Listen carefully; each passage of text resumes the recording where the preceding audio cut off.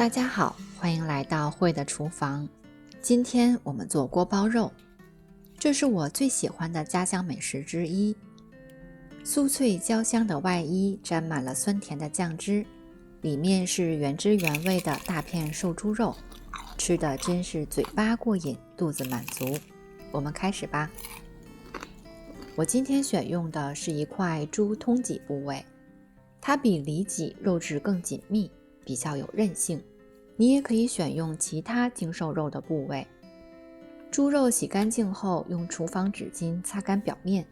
我们将它切成 0.8 厘米左右厚度的片。肉片不宜太薄，因为我们要油炸3次。肉片太薄的话，容易炸干，吃起来会比较硬，而且也容易破碎。新鲜猪肉比较软，到后面可以用这种片刀的方式切，小心不要伤到手。如果还是比较厚的话，就再切一次，尽量使所有肉片厚度一致。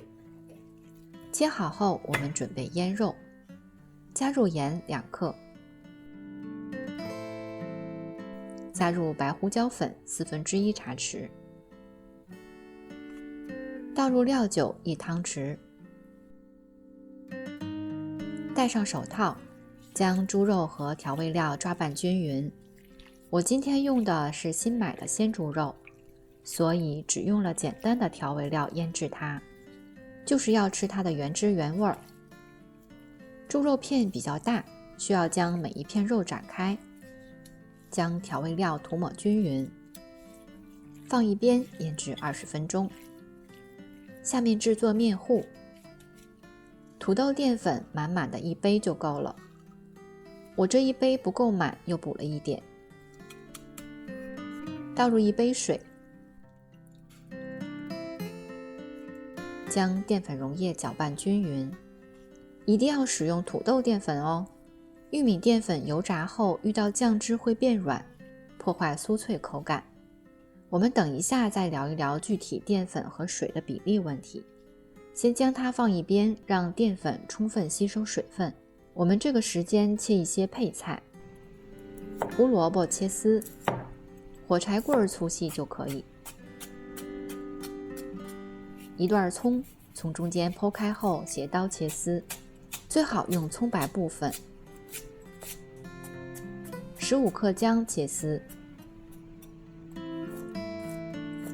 ，15克蒜切片，一小把香菜，我们需要去掉叶子。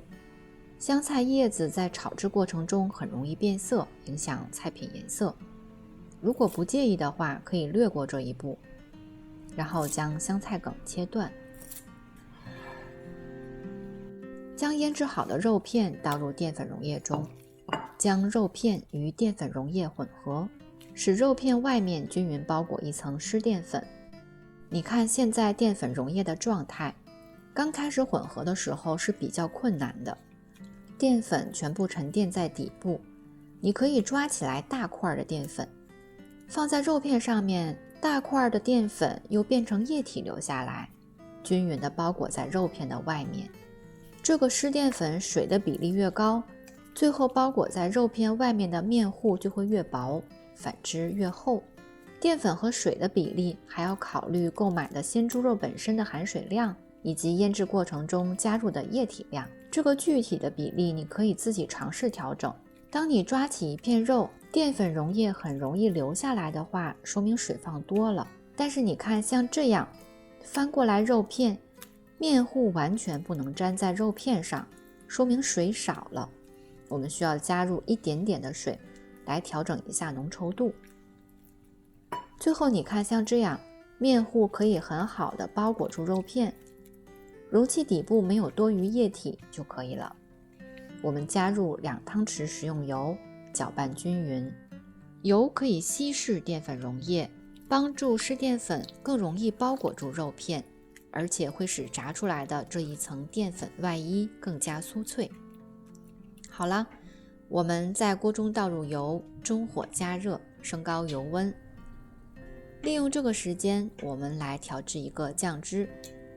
这是50克糖，倒入40毫升白醋，加入盐调味，加入1汤匙香米醋。白醋提供较强的酸味，而这种米醋可以给这道菜增香。海外的朋友如果买不到米醋，就用等量的白醋代替，搅拌均匀，放一边备用。用筷子测试油温，筷子周围迅速出现大量气泡，油温在180摄氏度左右，放入肉片。肉片比较大，外面包裹的面糊比较多。在放入锅中之前，你要将肉片展开，然后像这样捋一下肉片，使外面的面糊尽可能的分布均匀。不要急着翻动，让肉片炸至定型。用筷子将粘在一起的肉片分开，保持油温。上色过快，说明油温高了；肉片不能很快漂浮上来，说明油温低了。将已经炸至定型的肉片捞出控油，不要一次加入太多肉片，不仅肉片容易互相粘黏，而且会拉低油温，延长炸制时间，肉片容易炸干，影响口感。全部肉片炸好后，升高油温至200摄氏度左右，进行第2次油炸，将肉片炸熟。要勤翻面，注意观察上色情况。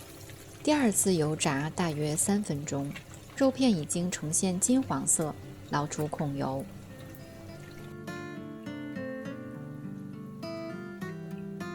继续升高油温，进行第3次油炸。这次的目的是将表面炸至酥脆。放入肉片后，你听不见太多油炸的声音，说明表面的水分已经很少了。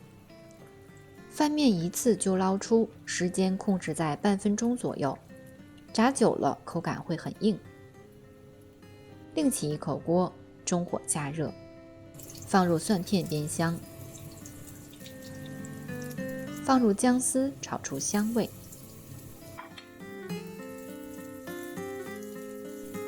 将准备好的酱汁倒入锅中，搅拌。这个过程是将糖醋汁炒至粘稠。我们不时地观察一下酱汁从锅铲流下来的状态，这时的火力不要太大，以免糖被炒焦糊。糖醋汁变粘稠后，倒入胡萝卜丝、葱丝和香菜，搅拌均匀后倒入肉片，快速翻炒，使酱汁均匀沾到肉片上，即可出锅装盘。这是非常经典的一道中国东北传统美食。酥脆的外衣包裹着原味的大块肉片，吃得非常过瘾。搭配酸酸甜甜的酱汁又非常解腻，食材容易买到，制作过程不会很复杂，强烈推荐你要试试这道菜哦。